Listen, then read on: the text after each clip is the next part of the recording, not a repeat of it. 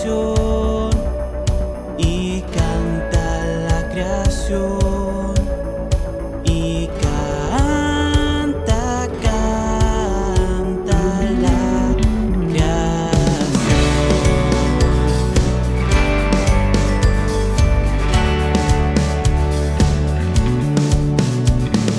Al mundo paz, el Salvador, en tierra reina hoy. Ya es feliz el pecador,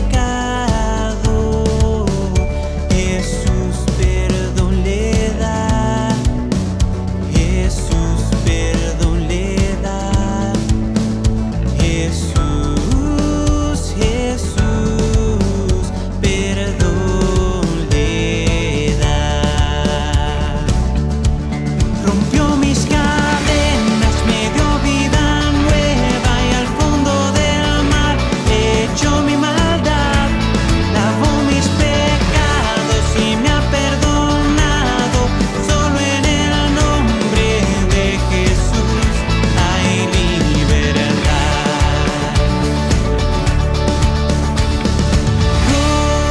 Gobierna con gracia y verdad, verá toda nación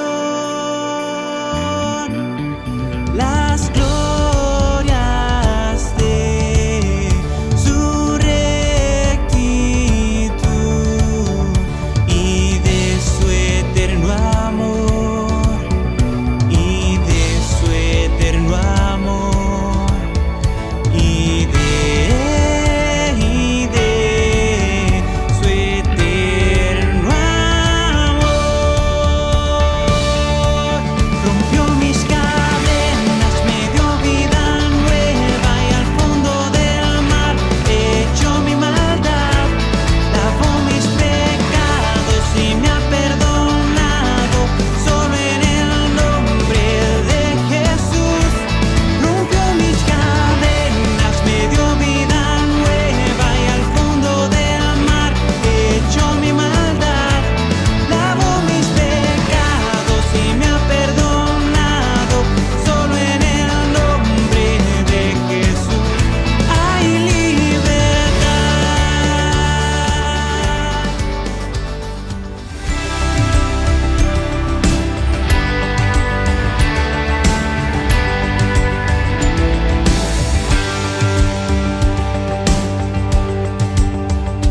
Venid, fieles todos, a Belén marchemos con gozo triunfantes. Venid y adorad. Contemplaremos al Rey de los cielos. Venid y adoremos.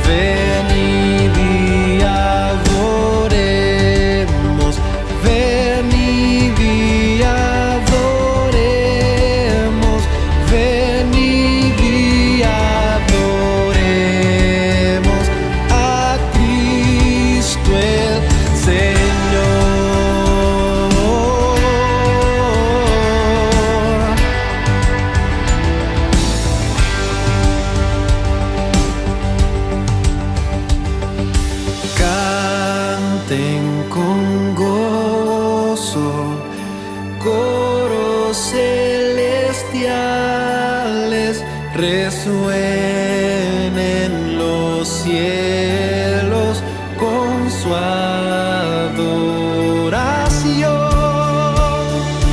Gloria a Cristo, gloria en las alturas, venid y adoremos, venid y adoremos, venid y adoremos a Cristo el Señor.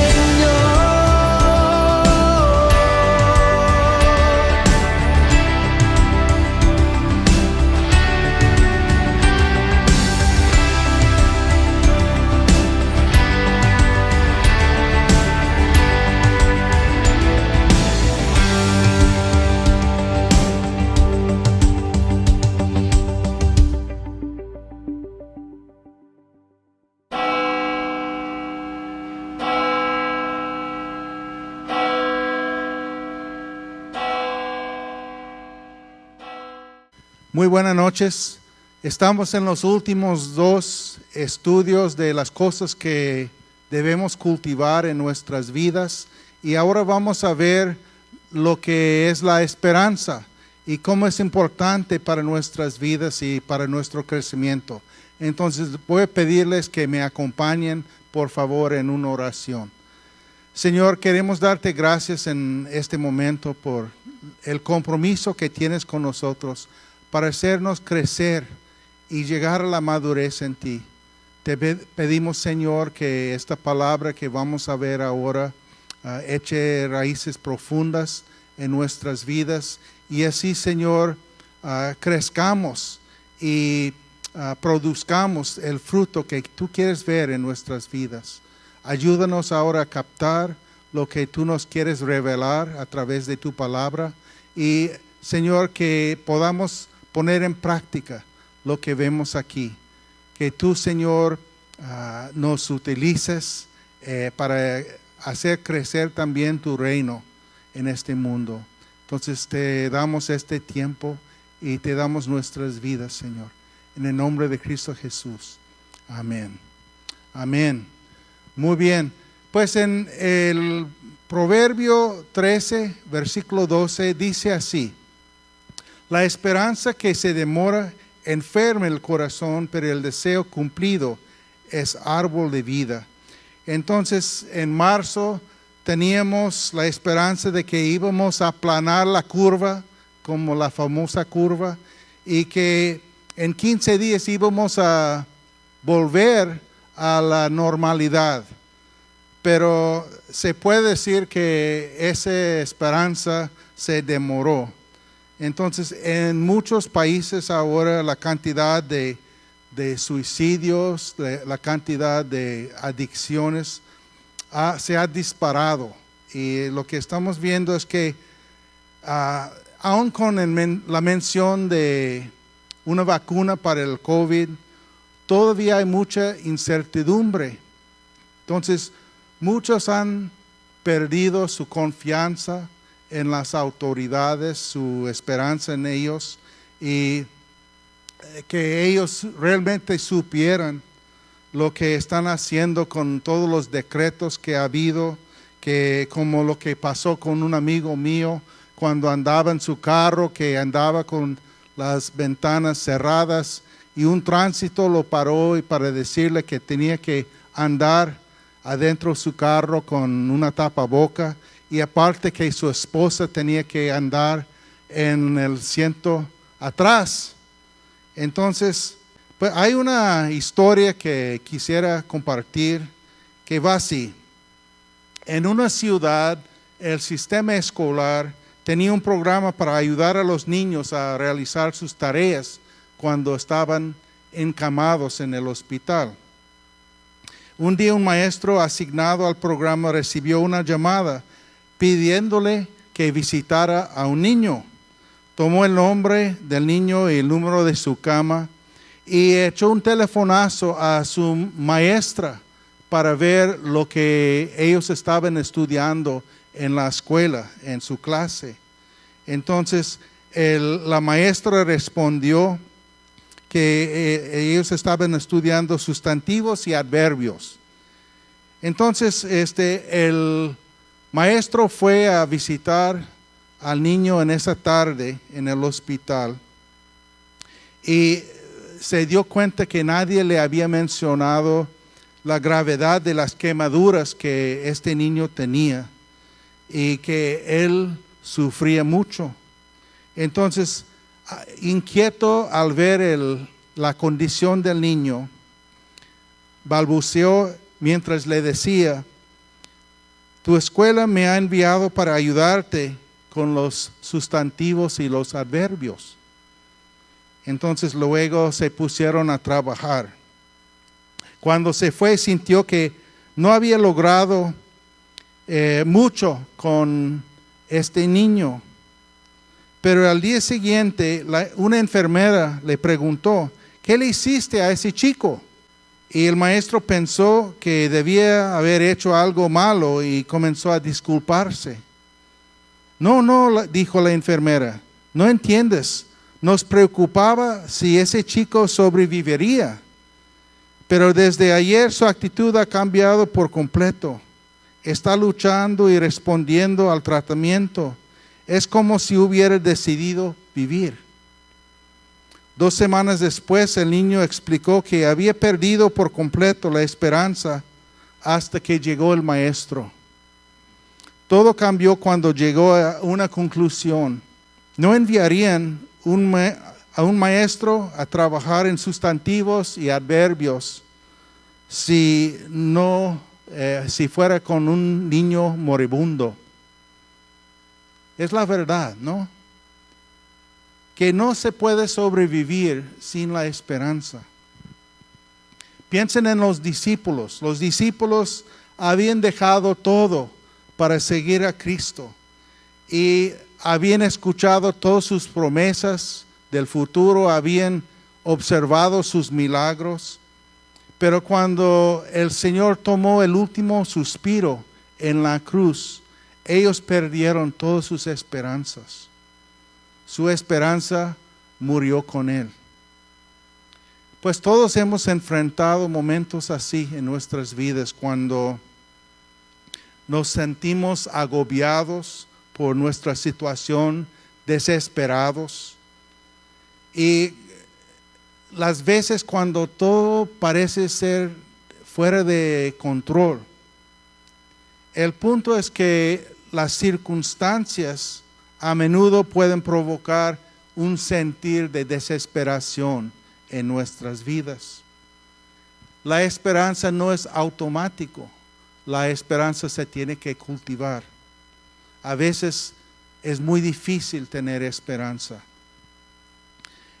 A pesar de las desilusiones, a pesar de las dificultades, tenemos que mantenernos con una actitud de esperanza. Entonces, ¿cómo lo hacemos? Pues la Biblia es un libro de esperanza. Está lleno el libro de promesas de Dios. Y el cristianismo es una fe que mira hacia el futuro, que Dios tiene promesas que va a cumplir en nuestras vidas. Entonces, en el Nuevo Testamento hay 2 palabras que se traducen a esperanza en el español. Uno tiene que ver con la confianza de uno, la otra palabra tiene que ver con las expectativas de uno. Y yo creo que un buen ejemplo de esto es la Navidad. Vamos a pensar en un niño que espera que sus papás van a recordar el regalo que él quería. Entonces, no está seguro si va a recibir ese regalo, pero es su esperanza que sí.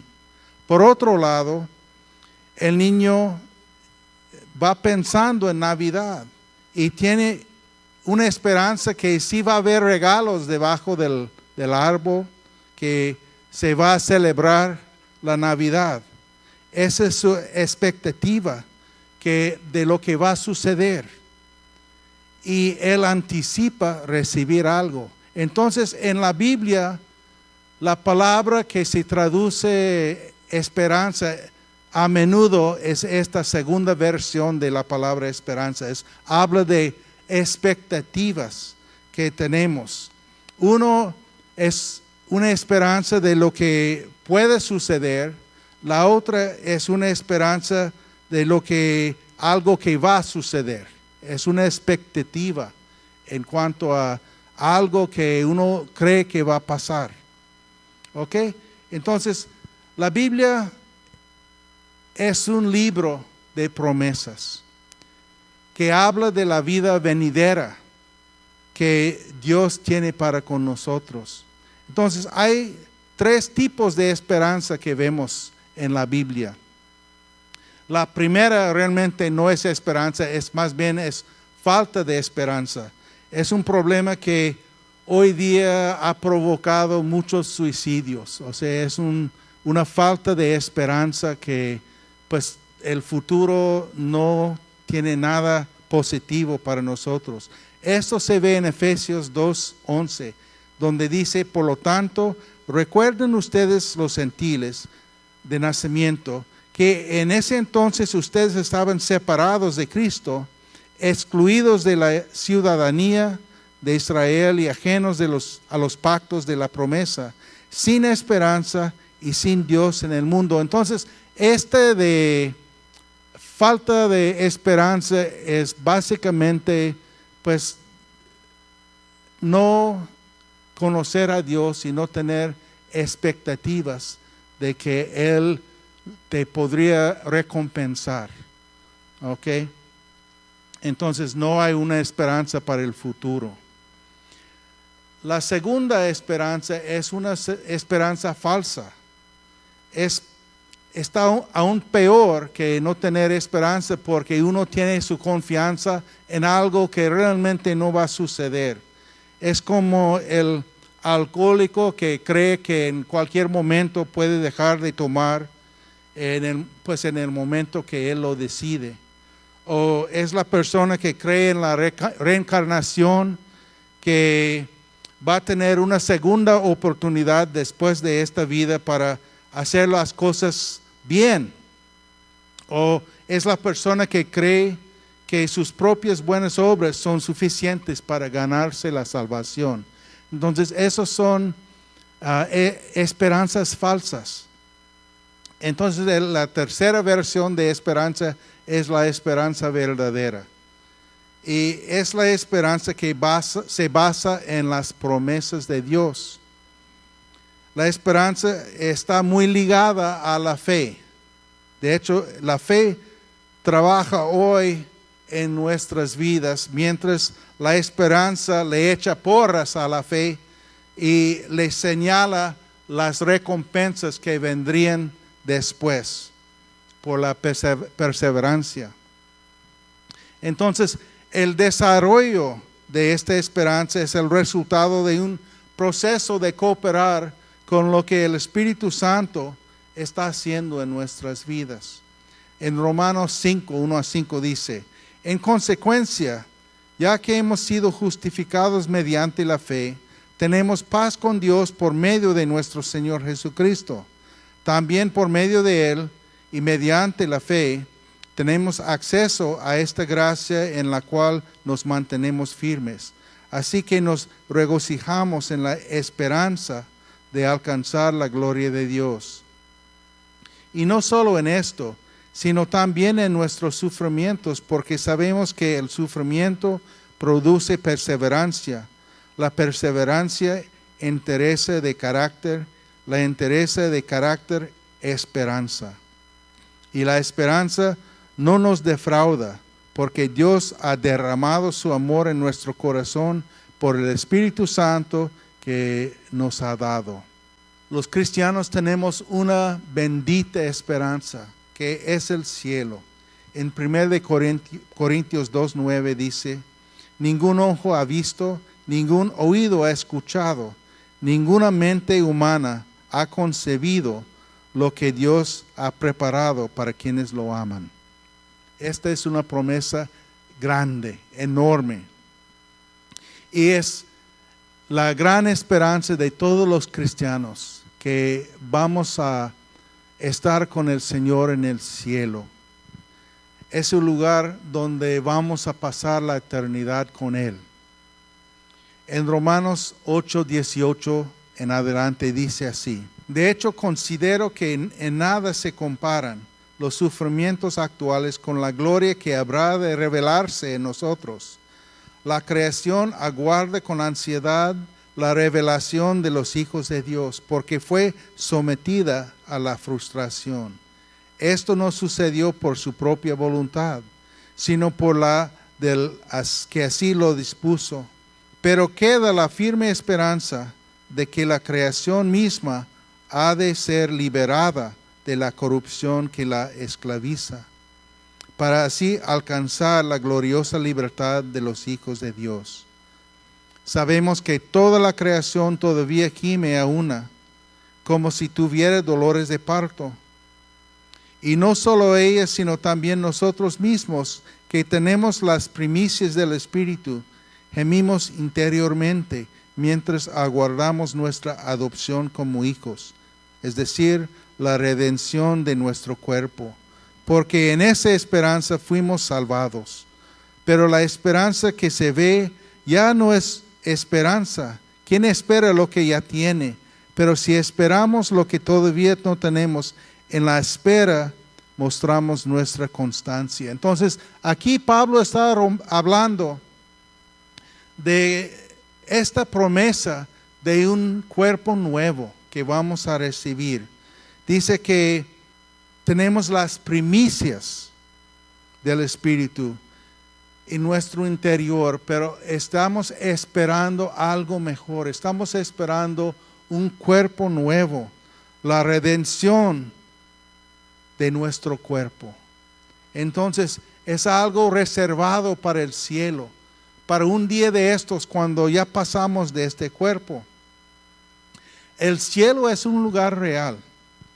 No es como pintan en las caricaturas de como una fantasma que está flotando en el aire tocando una arpa. Dios ha creado una nueva tierra para nosotros, y en esa nueva tierra vamos nosotros a tener nuevos cuerpos. En los libros de las Crónicas de Narnia, el autor ahí pues habla de una persona en el libro que explica a otra persona ahí de los niños acerca de la verdadera Narnia, donde ellos estaban en ese momento. Y dice ahí que nunca regresarían a la vieja Narnia. Y le dice, esa tenía un principio y un fin. Era solo la sombra o la copia de la verdadera Narnia, que siempre ha estado aquí y siempre estará aquí. Okay, entonces ahí está hablando del nuevo Narnia, la nueva Narnia donde ellos van a pasar la eternidad. Luego otro dice, he llegado a casa por fin, esta es mi verdadera patria, aquí es donde pertenezco. Esta es la tierra que he estado buscando toda mi vida, aunque nunca lo supe hasta ahora. La razón por la cual amamos la antigua patria es que a veces se parecía un poquito a esta. Entonces, el autor ahí, C.S. Lewis, está intentando describir el cielo, cómo es la nueva patria donde vamos a llegar.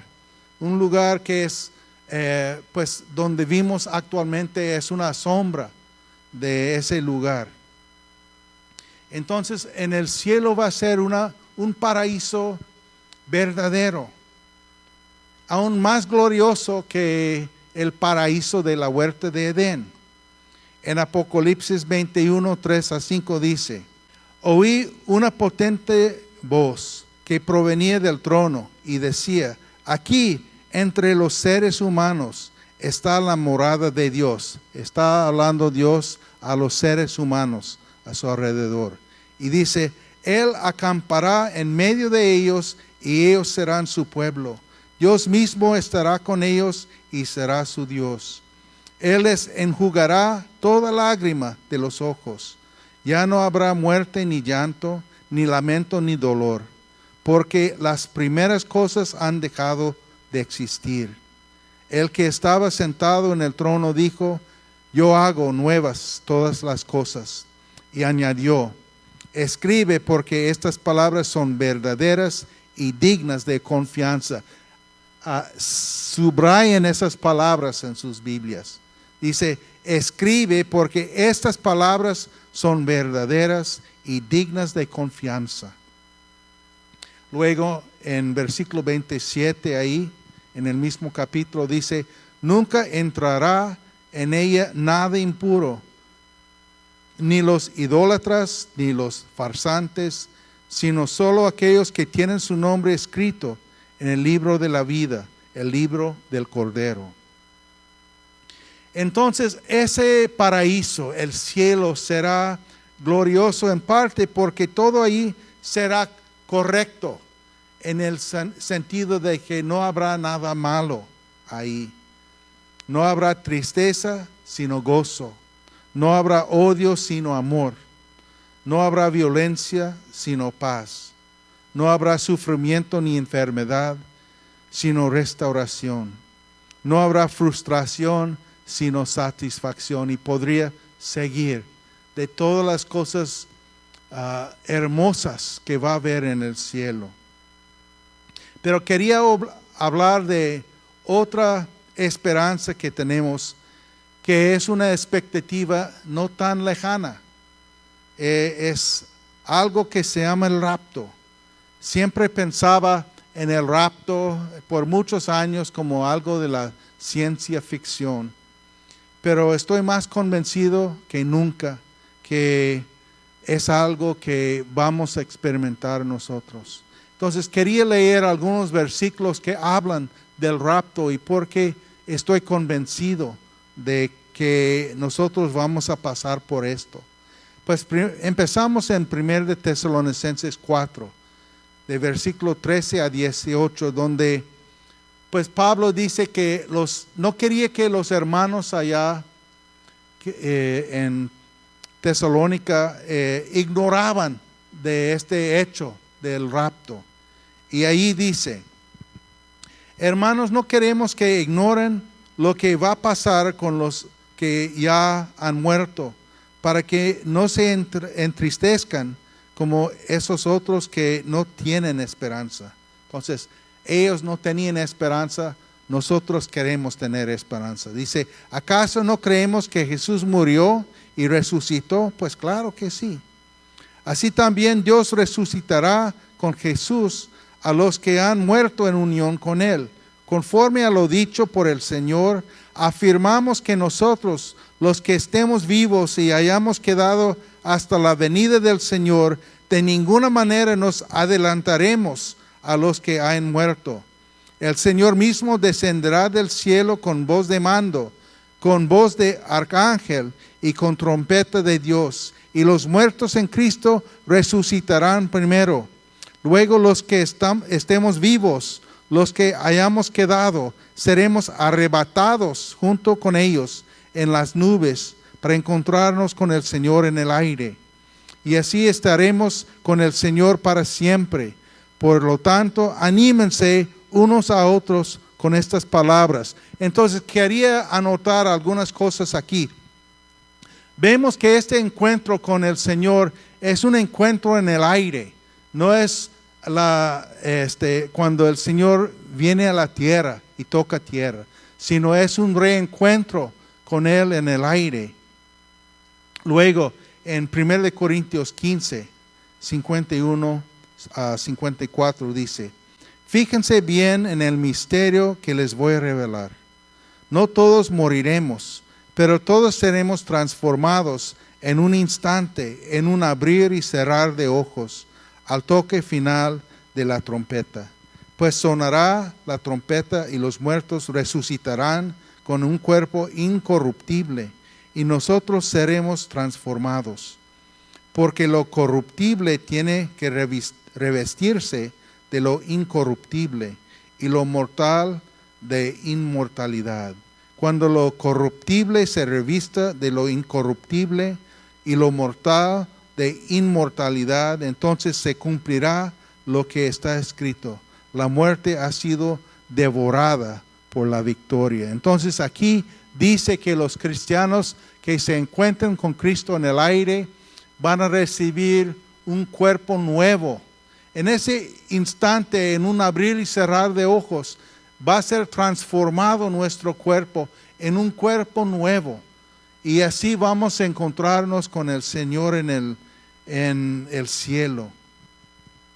Y quería mencionar también por qué creo que esto podría suceder en cualquier momento, porque ese es lo que la Escritura nos revela, que estamos pues esperando algo que vendría como un ladrón en la noche, que es inminente.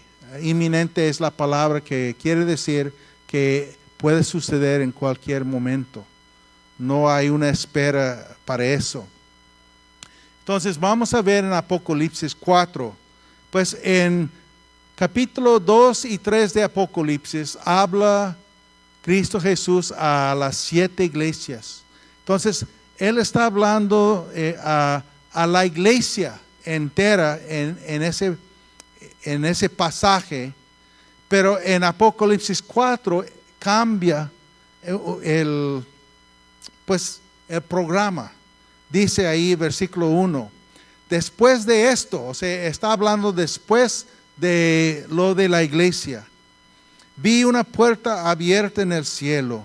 Entonces la voz que había escuchado al principio y que resonaba tan fuerte como una trompeta me dijo: acércate, voy a enseñarte lo que está por suceder. Entonces estamos pasando de un momento a otro periodo de la historia.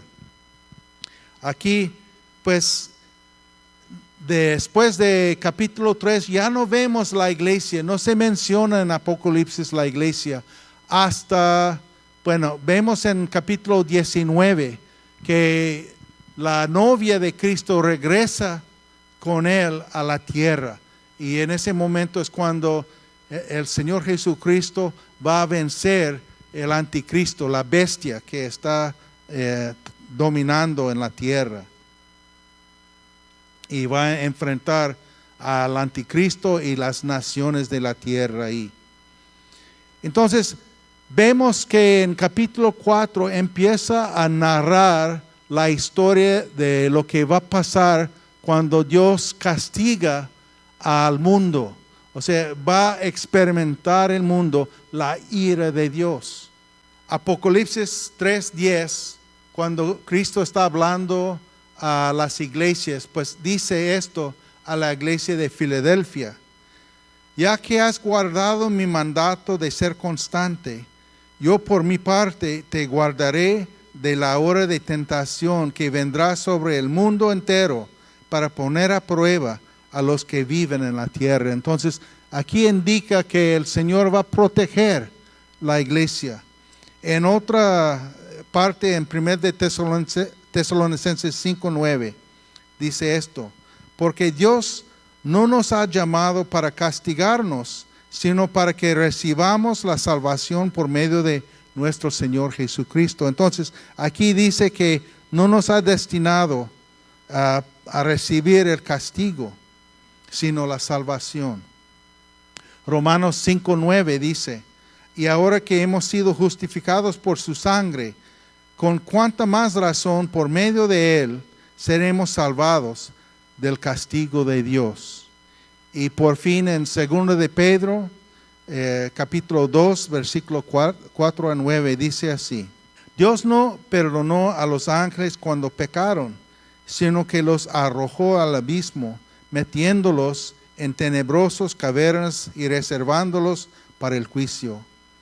Tampoco perdonó al mundo antiguo cuando mandó un diluvio sobre los impíos, aunque protegió a 8 personas, incluyendo a Noé, predicador de la justicia.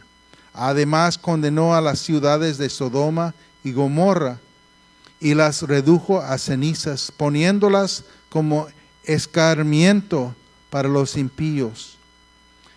Por otra parte, libró al justo Lot, que se hallaba abrumado por la vida desenfrenada de esos perversos, pues este justo que convivía con ellos y amaba el bien, día tras día sentía que se le despedazaba el alma por las obras inicuas que veían y oía. Todo esto demuestra que el Señor sabe librar de la prueba a los que viven como Dios quiere y reservar a los impíos para castigarlos en el día del juicio. Entonces, lo que yo tomo de estos versículos es que Dios no nos ha destinado para sufrir el castigo.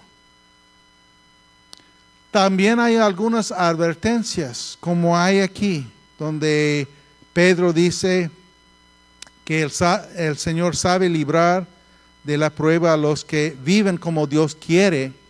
Pues en 2 de Tesalonicenses 2, 1 a 12, viene un pasaje que me preocupa un poco, porque dice: ahora bien, hermanos, en cuanto a la venida de nuestro Señor Jesucristo y a nuestra reunión con Él, les pedimos que no pierdan la cabeza, ni se alarmen por ciertas profecías, ni por mensajes orales o escritos supuestamente nuestros que digan: ya llegó el día del Señor. No se dejen engañar de ninguna manera, porque primero tiene que llegar la apostasía y ser revelado el hombre de maldad, el destructor por naturaleza. Aquí habla del anticristo. Dice: este se opone y se levanta contra todo lo que lleva el nombre de Dios, es objeto de adoración, hasta el punto de adueñarse del templo de Dios y pretender ser Dios. Entonces aquí habla de una apostasía, y como hemos visto en tiempos anteriores, apostasía es una palabra que puede significar rebelión, pero también puede significar simplemente retirarse de Dios o retirarse de la iglesia. Y eso es lo que me preocupa en este tiempo que estamos viviendo, en esta pandemia, con algunas personas que vemos que simplemente se han retirado de las cosas de Dios. Pues Dios conoce sus corazones, no somos para juzgar, pero quiero dar advertencia a todos que es algo serio. Nuestra relación con Dios es algo que necesitamos tomar muy en serio y no perder nuestra fe ni nuestra esperanza en Él. Pues vamos a seguir en este pasaje de 2 de Tesalonicenses 2. Dice: ¿no recuerdan que ya les hablaba de esto cuando estaba con ustedes? Bien saben que hay algo que detiene a este hombre, el anticristo, a fin de que Él se manifieste a su debido tiempo. Es cierto que el misterio de la maldad ya está ejerciendo su poder, pero falta que sea quitado de en medio el que ahora lo detiene.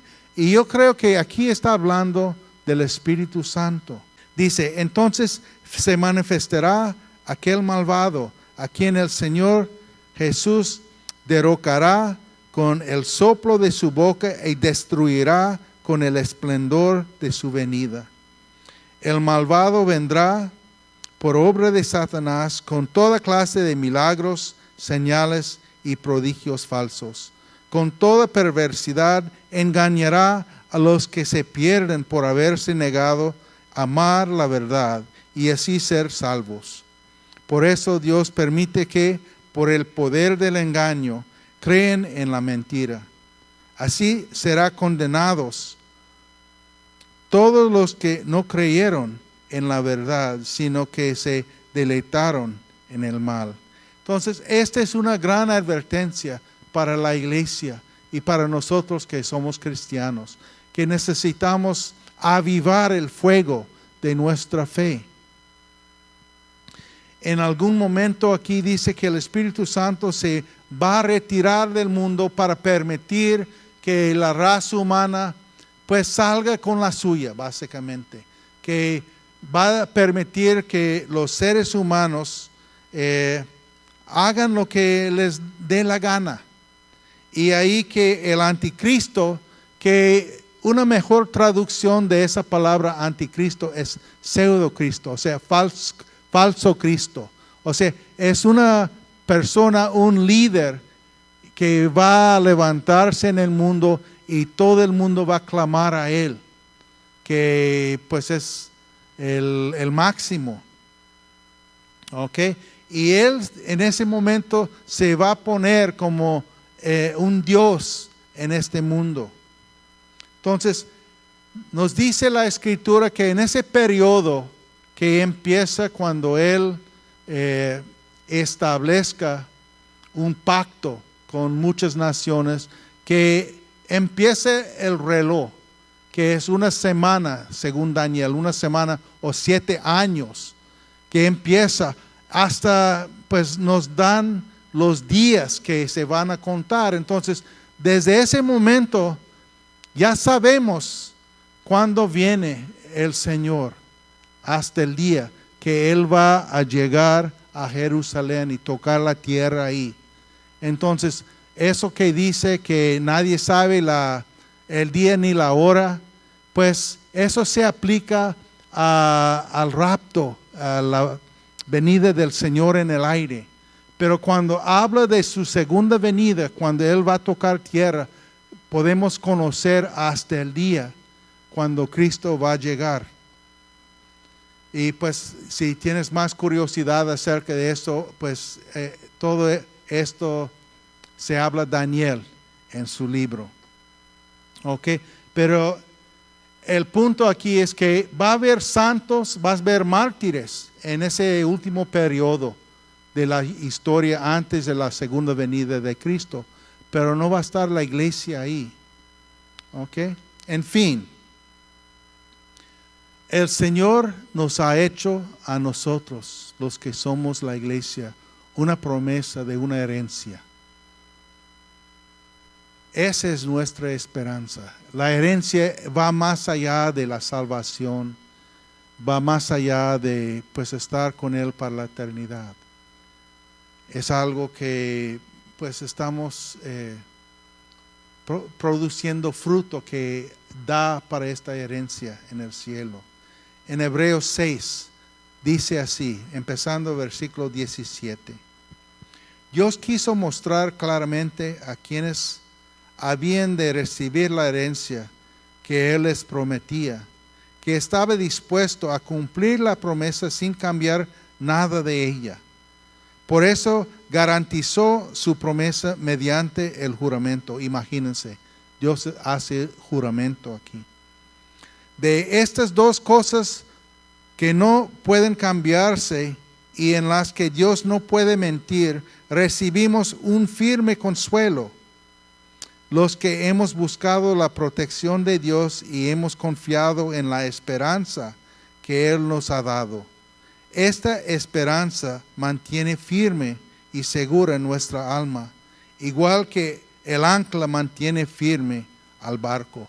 Entonces es lo que nos da firmeza en esta vida, que Dios está con nosotros, que Él tiene una herencia para nosotros, que vamos a recibir una herencia en el cielo.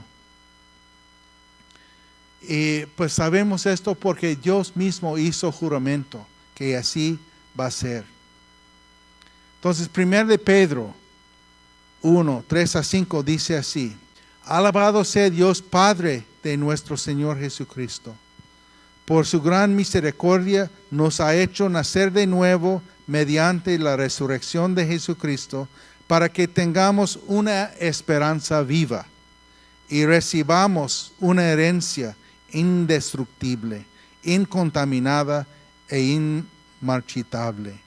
Tal herencia está reservada en el cielo para ustedes, a quienes el poder de Dios protege mediante la fe hasta que llegue la salvación que se ha de revelar en los últimos tiempos. Entonces no hemos experimentado todo de la salvación hasta ahora. Se va a revelar más. Esto es para ustedes motivo de gran alegría, a pesar de que hasta ahora han tenido que sufrir diversas pruebas por un tiempo. Entonces, nuestra esperanza es una esperanza viva. Es una esperanza que sigue creciendo, que tiene vida, y es una esperanza que nosotros tenemos que cultivar. Tenemos que cuidar nuestra esperanza. Por fin, en Tito 2:11 dice así: en verdad Dios ha manifestado a toda la humanidad su gracia, la cual trae salvación y nos enseña a rechazar la impiedad y las pasiones mundanas. Así podremos vivir en este mundo con justicia, piedad y dominio propio, mientras aguardamos la bendita esperanza, es decir, la gloriosa venida de nuestro gran Dios y Salvador Jesucristo. Entonces aquí tenemos la promesa de su gracia que va a abundar en nuestras vidas, y con ella podemos aguardar una bendita esperanza de su gloriosa venida por nosotros, que Jesucristo viene a recibirnos.